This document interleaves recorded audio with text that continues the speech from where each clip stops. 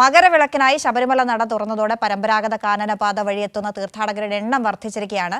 2 ദിവസങ്ങളിലായി 7489 പേരാണ് ദർശനത്തിനെത്തിയത്. മണ്ഡലകാലത്ത് 76,590 തീർത്ഥാടകർ കാനനപാതയിലൂടെ സന്നിധാനത്തെത്തിയിരുന്നു. പ്രായഭേദമന്യേ കാനനപാത വഴി നിരവധി തീർത്ഥാടകർ ശബരിമല ദർശനത്തിനെത്തുന്നു. മകരവിളക്കിനായി നട തുറന്നതോടെ ഇതര സംസ്ഥാനങ്ങളിൽ നിന്നുള്ളവരാണ് കൂടുതൽ. സത്രത്ത് നിന്നും ആരംഭിച്ച് ഉപ്പുപാറ, കഴുതക്കുഴി, MGR കല്ല് വഴി പാണ്ടിത്താവളം വരെ 12 കിലോമീറ്റർ വനത്തിലൂടെയാണ് യാത്ര.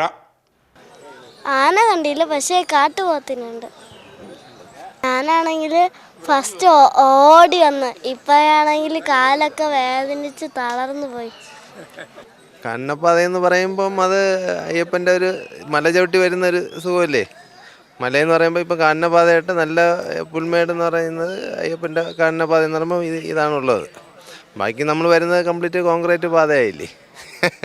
അപ്പോൾ കാനനപാതയിൽ ചവിട്ടി വരുന്നുള്ള ആഗ്രഹമുള്ളതുകൊണ്ടാണ് വരുന്നത്. പുല്ലുമേട് വഴിയെത്തുന്ന തീർത്ഥാടകർക്ക് വനം വകുപ്പ് ഉദ്യോഗസ്ഥരുടെ സേവനം കാനനപാതയിൽ ലഭ്യമാണ്. രാത്രി ഒരു 8, 9 മണി 10 മണി വരെ ആയിരിക്കും സ്വാമിമാരെ ഫോറസ്റ്റുകാർ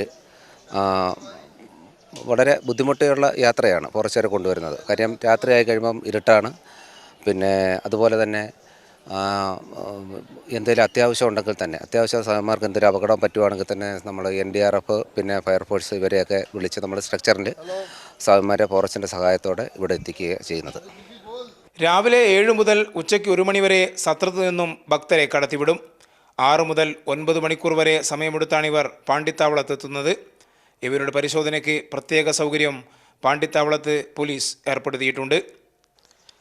കല്ലും മുള്ളും നിറഞ്ഞ ദുർഘട പാതയാണ് കാനനപാത. എങ്കിലും നിരവധി വിശ്വാസികളാണ് കാനനപാതയിലൂടെ ശബരീശ സന്നിധിയിൽ എത്തുന്നത്.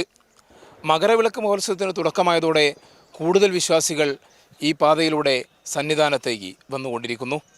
ക്യാമറാമാൻ RK ഫിറോഷിനൊപ്പം കാനനപാതയിൽ നിന്നും AK ലതീഷ്.